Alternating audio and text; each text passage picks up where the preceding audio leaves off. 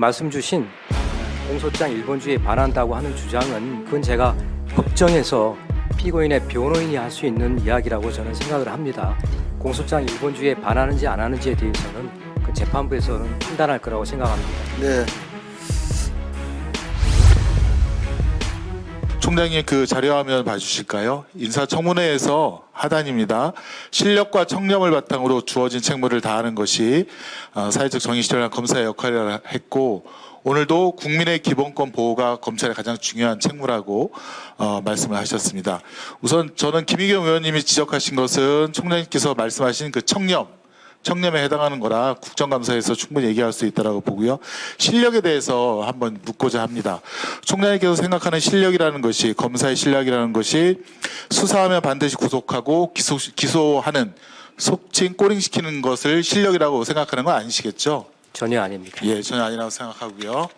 자, 수사와 관련해서 한양대 최영재 박사님이 아래와 같은 기고를 하셨는데 뒤에 계신 분들도 한번 귀담아 들으시기 바랍니다.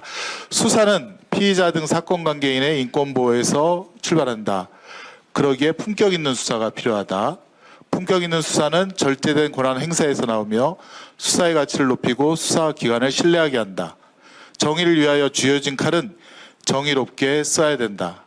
근데 제가 드리고 싶은 말씀은 과연 이재명 당대표에 대한 수사가 위와 같은 품격 있는 수사에 해당하느냐에 대한 고민입니다. 이 교수님은 이렇게 말씀하십니다. 재탕, 먼지털이, 주변 옥죄기, 회유하기, 여론몰이라고 불리우는 변칙 수사가 있다. 재탕 수사는 보복성 시비를 일으키며 먼지털기 수사는 두려움에 떨게 하며 주변 옥죄기 수사는 심리적 압박으로 자괴감을 주고 회유성 수사는 진실을 저급한 거래 대상으로 변절시키며 여론몰이 수사는 범죄 사실 공표로 범죄자처럼 취급받게 한다. 후진 사회나 있을 법한 반인권적인 행위다. 자료화면 한번 보실까요? 그분의 대통령께서도 평가에 제가 불과하다고 한번 저는 질의를 쭉 봅니다. 하겠습니다. 네. 대통령께서도 정치보복 기준이 뭡니까라는 것에 대해서 답을 하셨습니다. 누구를 탁 찍어놓고 그 사람 주변을 1년 12달 계속 다 뒤져서 찾는다. 그러면 그것은 정치보복이라고 하셨습니다. 글쎄 요 1년이 시한을 둔 것인지는 모르겠지만 그 대구시장께서 말씀하셨듯이 옛날 기획수사 특수수사 2달을 넘지 않는다고 했습니다. 자, 그러면 2년 가까이 한 이재명 당대표에 대한 수사의 결과인 공소장, 체포동의안 한번 보겠습니다. 자료화면 보실까요? 이게 정진상 실장에 대한 공소장인데요. 정진상 실장은 변호사 사무실의 사무장이 아닙니다. 그리고 시민단체인 성남 시민 모임 활동을 하지 않았습니다. 계속해서 근데 검찰에서는 공소장에 그 사실을 기재를 합니다. 허위인 사실이죠. 다음 자료화면 보실까요? 이게 지금 김인석과 함께 성남 시민 모임 등 시민단체 활동을 하면서 친분을 유지했다. 성남 시민 모임 전혀 활동한 사실이 없는데 또 이게 이재명 대표에 대한 체포 동의안에 또 기재가 되고 있습니다. 다음 자료화면 보실까요? 자, 지금 이 사건은 2019년도 즈음에 이루어진 수사인데 지금 1995년도에 일을 서술하고 있고 20몇 년 전에 일을 서술하고 있고 정치에 입문할 계획을 가지고 있다. 한 사람이 정치에 입문할 계획을 가졌는지 모르겠습니다만 그 후에 바뀌었는지 그냥 사업하려고 했는지 또 바뀌어질 수 있을 텐데 굳이 이런 20몇 년 전 일을 기재해야 되느냐. 다음입니다.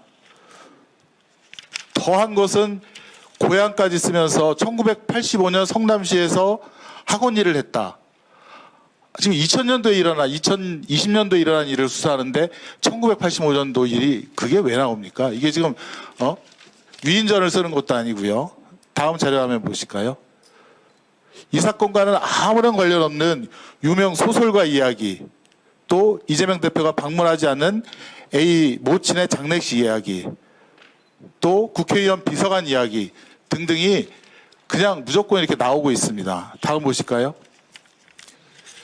조이봉투를 경기도 비서실장이라고 자꾸 기재를 해서 이재명 당대표와 자꾸 연결시키려는 그런 의도도 보이고 있습니다. 다음 자료 화면 보실까요?